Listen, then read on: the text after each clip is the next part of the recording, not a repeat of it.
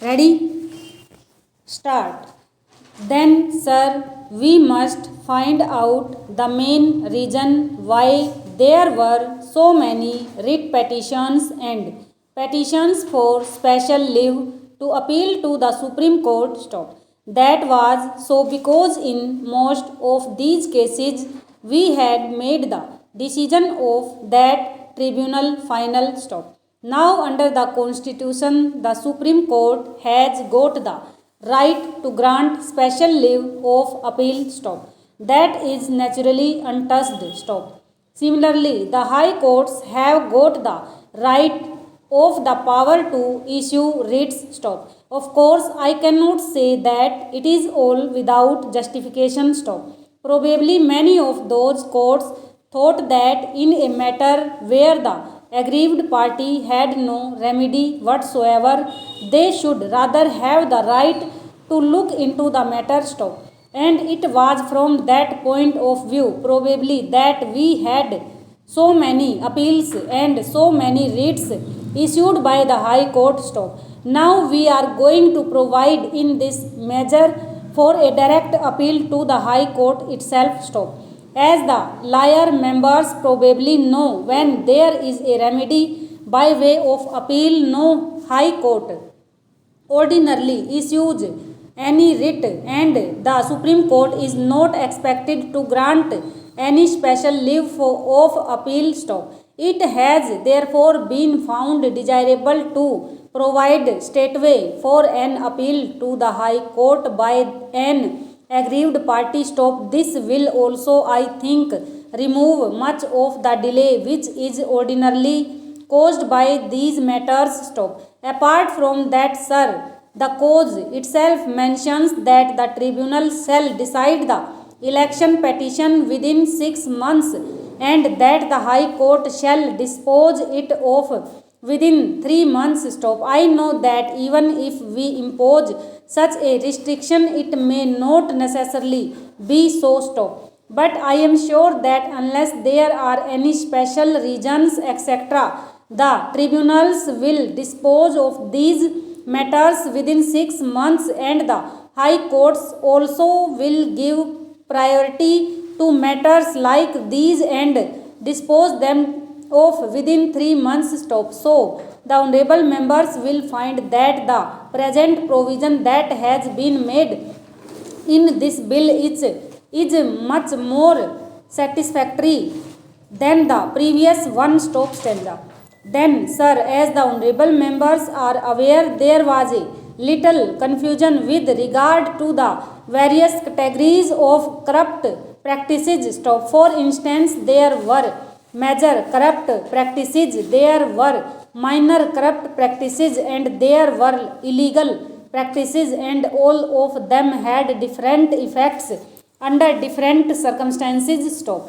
And even some of the lawyers found this matter rather a very intricate one. Stop. In the present bill, therefore, only corrupt practices have been mentioned, and the distinction between major and minor corrupt practices has been taken away. Stop. Of course, so far as offences are concerned, there is that category of electoral offences, and that has been done not with a view to changing any particular effect with respect to the matters which are undesirable, but that has been done with a view to making the whole thing far more simple and easily understandable. Stop. So you will find that so far as the present bill is concerned, it has made the election law as simple as possible. Stop. Probably there has been some difference of opinion in the other house, and there might be some difference of opinion in this house as well with regard to the clause relating to disqualification, and particularly with regard to the disqualification incurred by a person who has been sentenced to imprisonment for 2 years and more. Stop.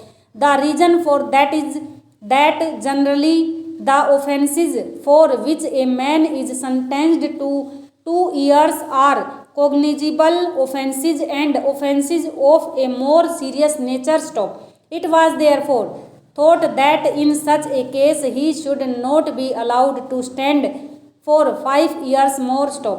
But even then, as matters not stand, that disqualification can be removed by the election commission in suitable cases. Stop. Now, as the honorable members are aware, the election commission is a special constitutional authority set up by us in order to ensure the free and fair election which we want to have in the country. Stop stanza.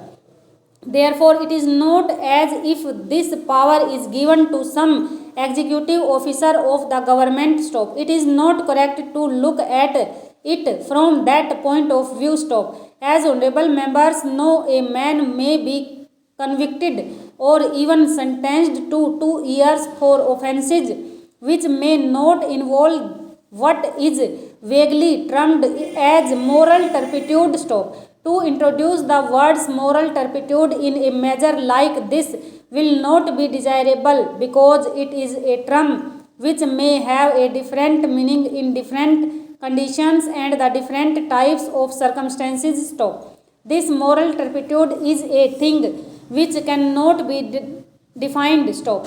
Therefore, the other house thought that the best way and the best remedy out of this was to leave the power to the election commission itself, and I believe there has been no complaint till now in any proper case that the election commission has ever hesitated to remove disqualification if it could be done. Stop.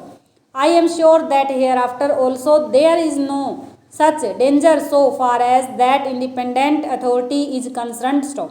But to introduce the term moral turpitude in this measure, that very vague term has not been found. Stop stanza. There are one or two other matters which were raised by previous speakers and which may be raised here also, and I will briefly refer to them. Stop. Some thought that we might make voting compulsory. Stop. It is a very difficult thing to do in a democracy like ours, which has just started functioning. Stop.